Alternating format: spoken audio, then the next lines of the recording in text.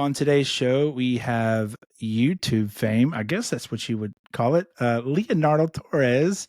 Leonardo, how are you this evening? I'm doing great, man. Happy to be here. Thank you so much for inviting me. Yeah. So several months ago, we were going through YouTube and came across this guy, and he was having these raw reactions to Christian music, other music and genres as well. But the Christian music is what caught our eyes because we're a Christian music podcast. And so all of us were like, man, we got to have this guy on. And we didn't really know how to contact you. And it was just easy as emailing. And so Yeah, we just emailed and we were like, well, let's see what happens. And then you emailed us back. And so here we are. yeah, good. I'm happy to be here. It took a little bit of a while to get to this point. I've been waiting for this a whole month. We're finally Yeah. here. Yeah. So, man, you have a powerful testimony. Could you let's just start this interview off. Do you mind sharing that with us? Oh goodness. I don't have like a condensed version. Is it all right if we Go for if it. I drag it along? I don't Yeah. know. It's sort of a long story. This is like years and years in the making.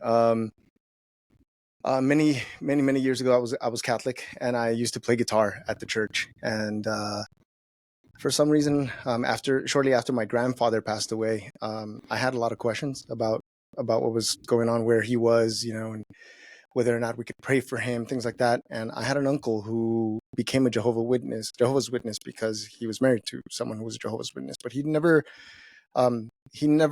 really asked any questions. They were just married in that way, and and it wasn't until my grandfather passed away, which is his dad, that he started asking questions, and little by little he started, believing in what they believe. And one day I told my uncle an experience that I had where I needed some help, and I felt like God. My version of that was that God made my grandfather my guardian angel, and whenever I needed some help, I would ask, and it would happen. Well, this uncle of mine completely pulled the rug right up from under me and told me that the Bible doesn't say anything like that. That my grandfather can't hear. He can't. He's just waiting to be raised again, and that kind of shook me. So I started asking the leader of my church, what the deal was with this, and I think he mistook my questions for me, doubting my faith, and he started acting a little strange. Back then I couldn't understand it. I was 16, and I took it personal, but now I understand. He's human. He he was probably busy, couldn't answer my questions. But one day I was playing guitar in church, and he didn't like this little solo that I played. It's not like I turned on the distortion and just started rocking. It was just a really nice little simple, pentatonic scale, and he didn't like that. At the end of mass, he came up to me and he said, "Hey, listen, people are here to worship God. They're not here to worship you. So if you ever play anything like that, I'm going to ask you to leave this church." And I was like, you know what? I'm out. So I decided that day that he wasn't a representative of God. That if he was, he was a poor representation. But then I started questioning God altogether. I was like, there is no God. There can't be, because how can there be when there's so many people just like believing different things? And for about 10 to 12 years, I was practicing atheist. I was out in the streets, just itching to talk to, just my ear was out, my ear was up. Anytime anyone was talking about God or something biblical, I was just there to just be the opposing force. And it wasn't until one day I had a very, very personal experience. I grew up without a father, so I didn't know what it was like to be hugged by a father. But one day I finally gave up this silly fight that I had with God, and I was just like, "Hey, I know that you're there, right?" Because I was an atheist who was talking to God still, Yeah. and so I was like, "I know you're there. I'm tired of fighting your people. I'm tired of looking for you, because that's really what I'm doing. I'm looking for you. I'm itching to find someone who's going to give me something that's going to just punch me with the truth." And I couldn't find anyone.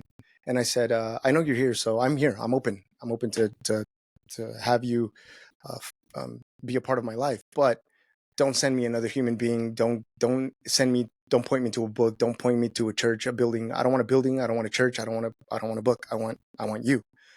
And as soon as I finished that thought, my whole body just felt really warm. I was in the shower, and it's interesting how like the water, I felt the water as if I'd never felt water ever before in my life. It just felt every drop, on my body, like on my head, and Yeah. I started just sobbing because it was a real like warmth that I'd never felt, and instantly I started to feel like an embrace, and it felt fatherly. Something that I was very unfamiliar with, but I knew that it wasn't me, and in a voice, not so much a voice. It was in that hug. That hug spoke, and it said, "I got you. I'm here. You belong to me, specifically to me. You don't belong to anyone. You belong to me." And for a while, just like anything else, you feel that love, you feel that excitement, you want to tell everybody, but at the same time, you don't want to look like a crazy person. So, you keep it to yourself. But then that feeling passes, and if you don't act on it quickly, which I didn't, it just sort of faded in the background. And I started, I did change my life. I wasn't calling myself an atheist anymore, but I wasn't, following a path necessarily. And then fast forward, this was like in 2012, fast forward to 2020, a lot of stuff was going on in my life. My home life, my work, everything was falling apart, and I needed something to do. I knew that I needed something. So at that moment, I started seeing 333 like everywhere, and to me that's like he's ringing the phone. He's calling, the phone is ringing, like answer. And finally I decided to answer, and it led to creating this the YouTube channel. And during the pandemic, and the channel, God through the channel, I believe saved our home. There was a lot of stuff that was going on at that time, which we can get into detail. But yeah, that's more or less my story. Through what I love, through the passion that I already had, what originally got me kicked out of church brought me back to God. Yeah. Yeah, it's always good, like not good, but like just really cool to see how just music alone, God can work through just people writing lyrics down on a paper Mm-hmm. and then putting those to music notes and then using that as a way to literally transform someone's thoughts, someone's mind, and to really feel embrace of the Father. If they're doing So it right. yeah, for sure. Yeah. So Sorry, can you hear me? yep, I can. Oh, sorry, you paused, so I wasn't sure. Yeah, I lost everything for a second there. Okay. So you kind of briefly mentioned it on how in the pandemic you went into these YouTube reactions. What was your initial, like, was there a goal when you first started the YouTube videos, or was it just like, hey, let's just try this crazy thing? No, yeah, it wasn't planned. There was no goal really. For a really long time, about 2 or 3 years previously, prior to that, I watched these two rap fanatics listen to metal, and I love metal. Rock music is like my thing. I grew up with rock in high school, and I had a rock band, and I just thought it was cool that they were open to listening to music that they were never exposed to, right? And they had a lot of positive things to say, and it was awesome for me to see someone really get into the music that I love. And I remember thinking back then, I'm like man, I'd like to have a reaction video, a reaction channel, and really go into these metal songs and dig deep into like the lyrics and dig deep into all that stuff, right? But I never really did. I never got into it. I just put it in the back burner. But during the pandemic, there was a photographer that I was following on Instagram, and he was like photographing Paul McCartney, and the U2, the band, and all these other artists and actors and stuff. And I was like, cool. Like I'm into photography, so I was like, cool. Maybe I can befriend him and get my foot in the door, because I'm Yeah. a fan. In high school, I was a fan of a band called Incubus, and Brandon Boyd. is one of my favorite artists, and I always said I want to either interview him or I want to photograph him. And if I can make friends with someone who's in that world, maybe I could, get my foot in the door. But I sent him messages, and just like we were busy, so he didn't respond to any of my messages. But one day he was like, "Hey, I just started a band, and we're gonna release this album, and I'm wondering if there's anyone interested in taking a listen to a few tracks, and maybe just give me some notes on what you think about the music." And I was like, "Me." He picked me. I was like, "Perfect. I'm in, right?" I got his attention.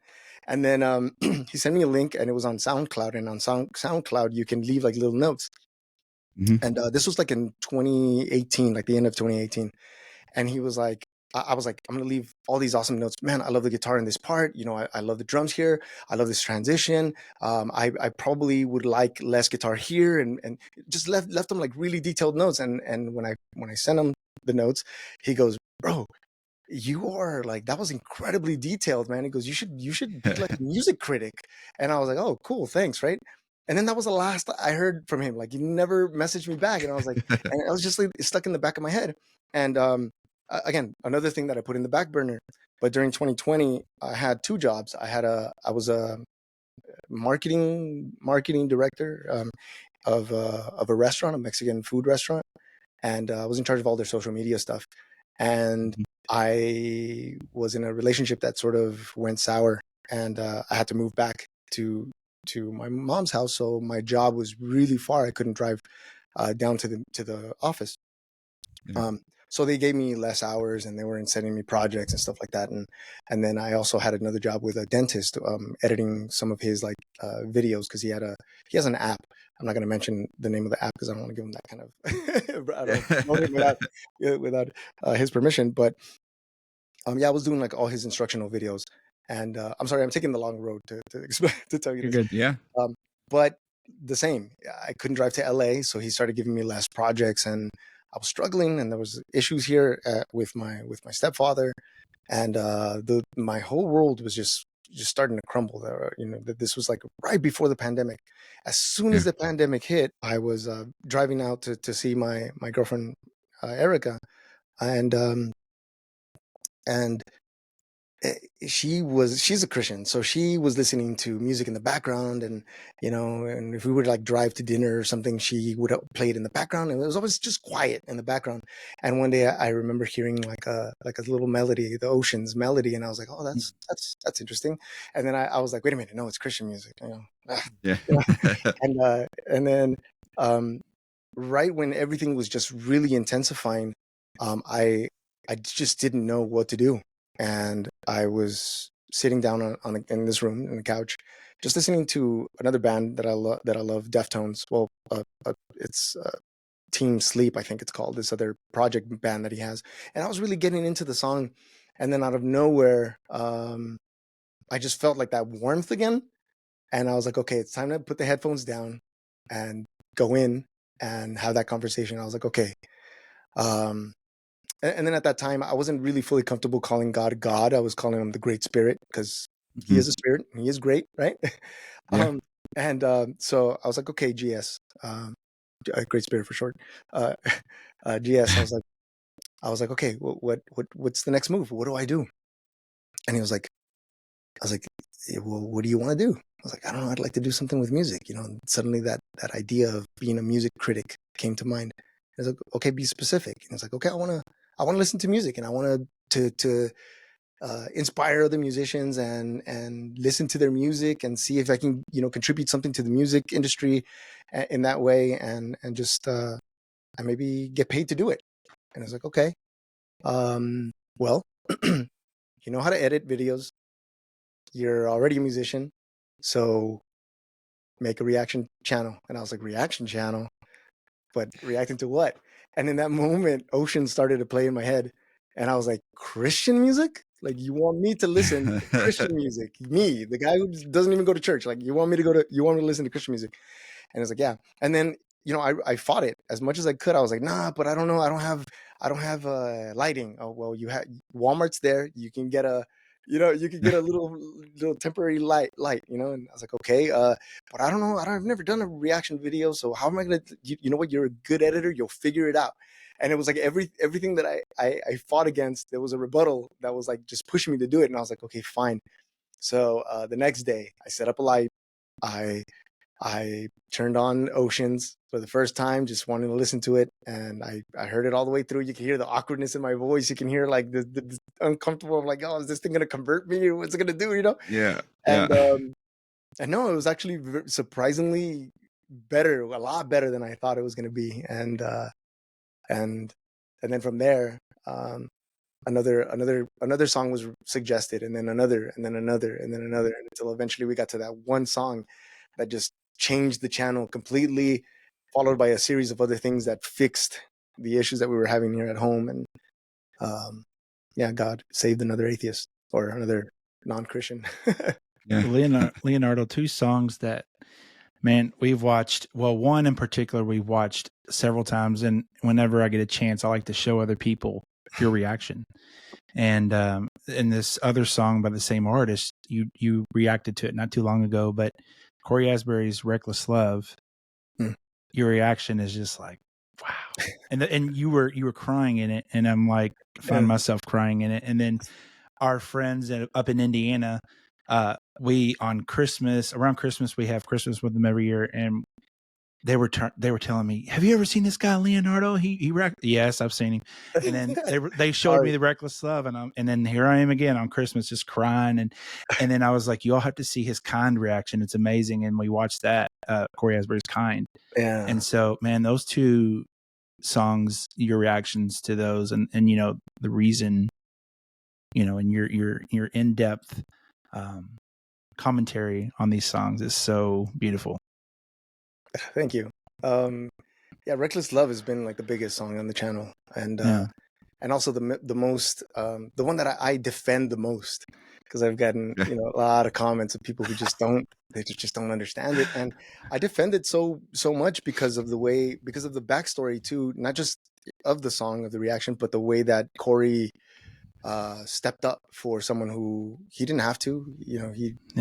He spoke to Bethel Music after they tried to delete the video, and he stood up for it, and they ended up releasing the claim against it. And so I didn't get a strike on my channel, and I didn't have to take it down. And he really did what I think was right of a Christian to do, for a complete stranger, for someone who wasn't even Christian. So yeah, that song. And that was my next question. Have you had several artists reach out to you and comment on your videos? Yeah, from time to time there are. I knew that Matthew West was one that reached out as well. He said he was moved. He shared the video of Truth Be Told. Mm-hmm. The guys from oh goodness, I forget their name. They sing Caroline. It's like a rock band. Oh, Seventh Day Slumber. Seventh Day Slumber. Thank you so much. Yeah. Yes. I was supposed to meet with them and have a podcast, but life got in the way around that time. That's when my father passed away, and so I've been a little bit hidden since, just a little bit. Yeah. So you kind of mentioned it with Incubus and Brandon Boyd, but what would you say your top 5 artists would be? And it doesn't have to be Christian, but just your top 5. Top 5. Okay. I listen to a lot of world music too, and Spanish music. Growing up, when I first learned how to play guitar, my grandfather taught me in Mexico. There's a gentleman who sings like romantic love songs. His name is Julio Jaramillo. He's from Ecuador. That was one. Brandon Boyd, or the band Incubus, because during my teenage years, ironically their album Make Yourself made me who I am. They made me who I am. And so Incubus is one. Let's see. There's a flamenco artist. His name is Paco de Lucia. He's a guitar virtuoso. He passed away. So that, and then let's see, who am I listening to these days? I don't know, man. I'm sort of picky, and there are artists that I love some of their music, but I don't necessarily like, listen to everything that they have, like I did with Incubus. Yeah. No, Yeah. that's So this is a two-part question. So what has been your most surprising song that you reacted to and you got like a big response? Reckless Love. That's Reckless Love? always, yeah. Yeah. Reckless Love. That song is, I want to say, the heart of the channel. There are a lot of people that saw that reaction. They understood the reaction.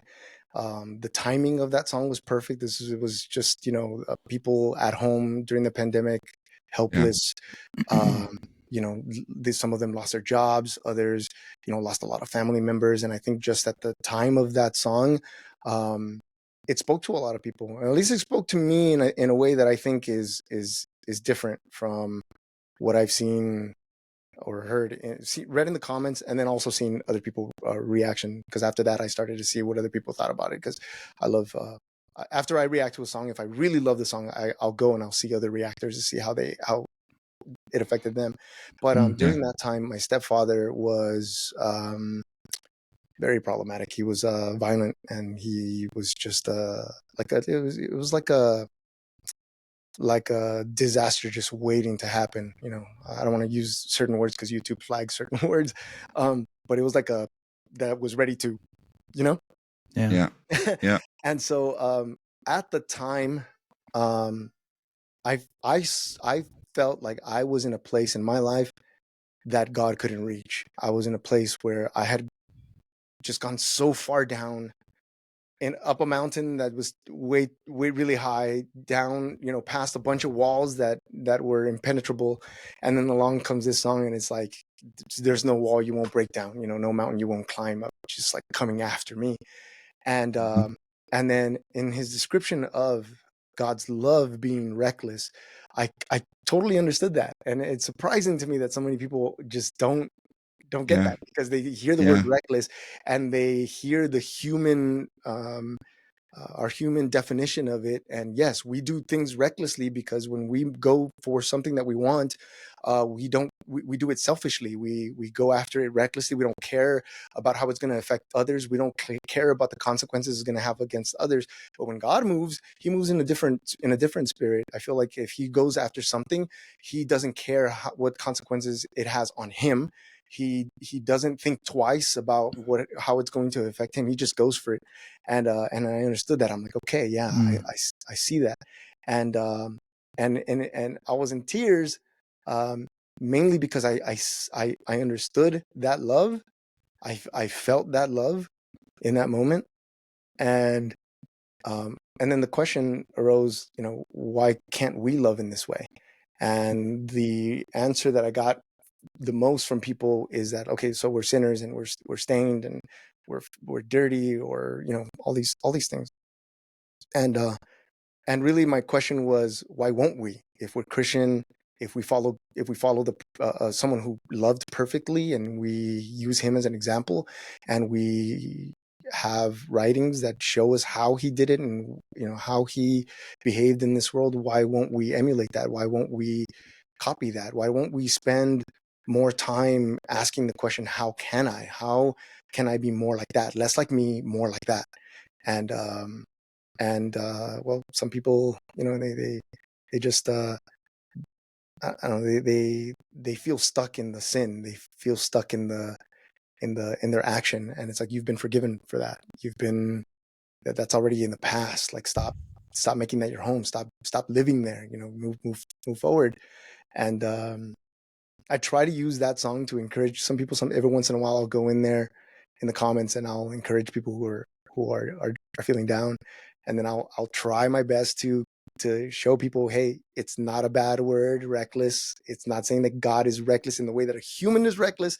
And they're still adamant. No, you can't change that word. Okay, like, well, I don't know what else to tell you. This particular song saved me. Yeah. So if it can do that for more people, why are you trying to shut the song down? Yeah. The second part of this question is how many songs roughly have you reacted to? You ready?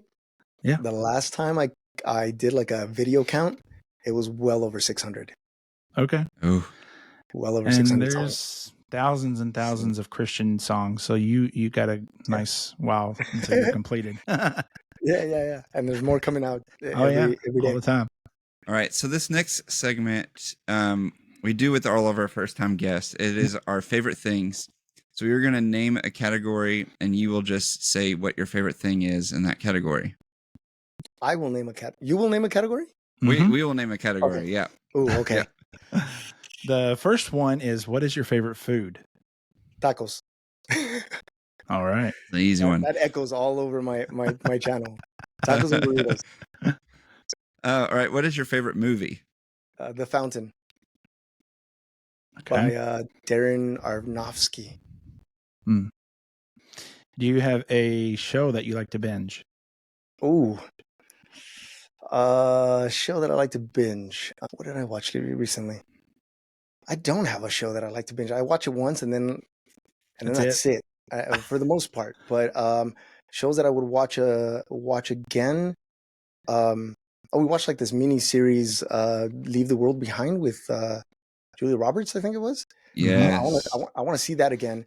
I like sort of psychological thrillers, things that you have to like put puzzles together. And there's a show called Dark.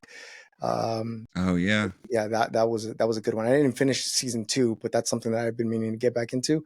Yeah,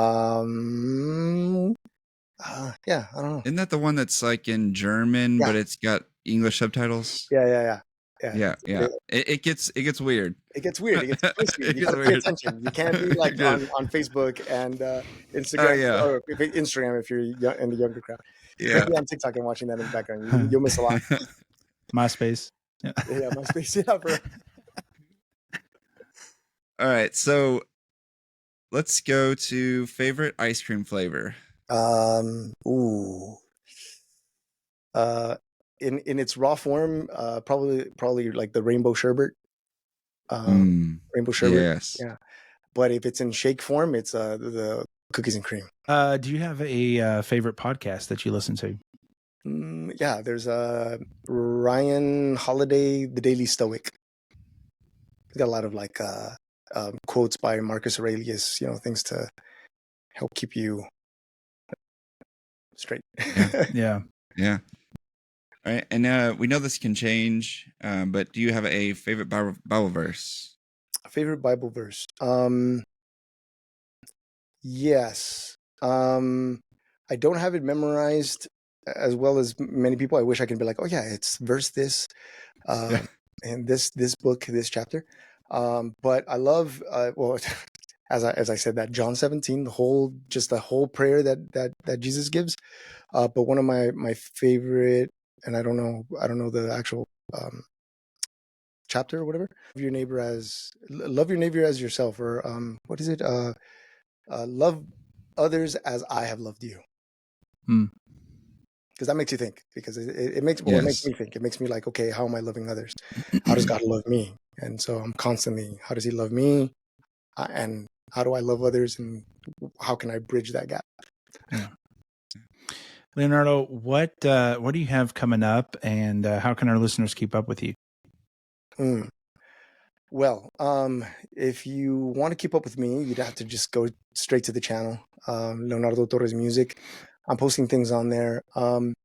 As far as projects, I don't necessarily have anything in the works right now. I'm wondering which direction I'm going to take the channel in, because I do want to listen to a broader range of music. And I took a little bit of a break after my father passed away. I wasn't as invested in the channel, and then that sort of set me back on some finances. So I had to get a job, which I hadn't in 3 years. So I'm working now, so less time to record, less time to edit, so I'm not exactly sure, but you can stay tuned on the channel. Awesome. Well, to wrap up, we'd just like to see if you'd be willing to share something that God has been doing in your life, maybe even recently, that would help build our listeners' faith up. Yeah, that's a good one. Well, after my father recently passed away, and it was unexpected, and that came with a lot of emotions. And I realized that um, the the quick way to grieve, which I do recommend that people try to grieve as quickly as possible. It sounds scary because a lot of people think, okay, you're just rushing through it and you're forgetting the person, or there might be all these negative, feelings attached to it. But the grieving process it can be really lengthy. It was for when my grandfather passed away, but I learned that the quickest way to get through it is to be grateful for that person being in your life in the way that they were. Gratitude is huge. I realized also that when someone passes, there are people that come out of the shadows and they want to take things that don't belong to them. And you are going to uh, have a peek into darkness, and if you peek for too long, you might get sucked in. So keep your eyes on the light, keep focused on the light. Remember that God, sometimes these things are like prescriptions that God gives you to help you grow. So not necessarily an illness, but a prescription to help you Yeah. move forward. Um, I wanted to move faster with my grieving process because there were a lot of things that were left unanswered, and the relationship with my father had just rekindled, and just starting to get to know him. And if I didn't move past the move through that process quickly, I would have been stuck in an incredibly deep depressive state.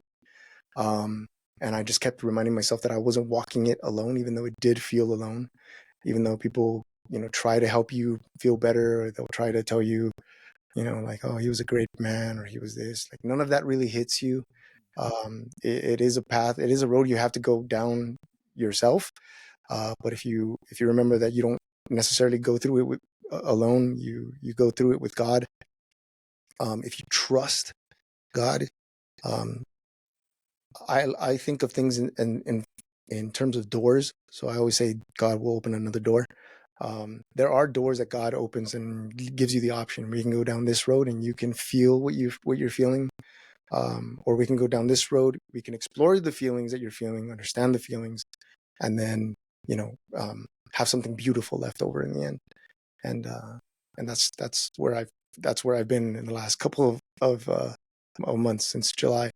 It's just that walking with God, trusting Him that this happened, not for a good reason or a bad reason necessarily, but for a reason, and that there's something that is to be extracted from this, and there is a lesson and something that I'm supposed to walk away with that is beautiful, and it's not scary, and it's not lonely, it's not ugly, as much as the devil wants to point to the ugly and say, "Ha, you didn't have your dad, you had him for a little bit, and he's not here." Whatever taunting thing he does, because Yeah.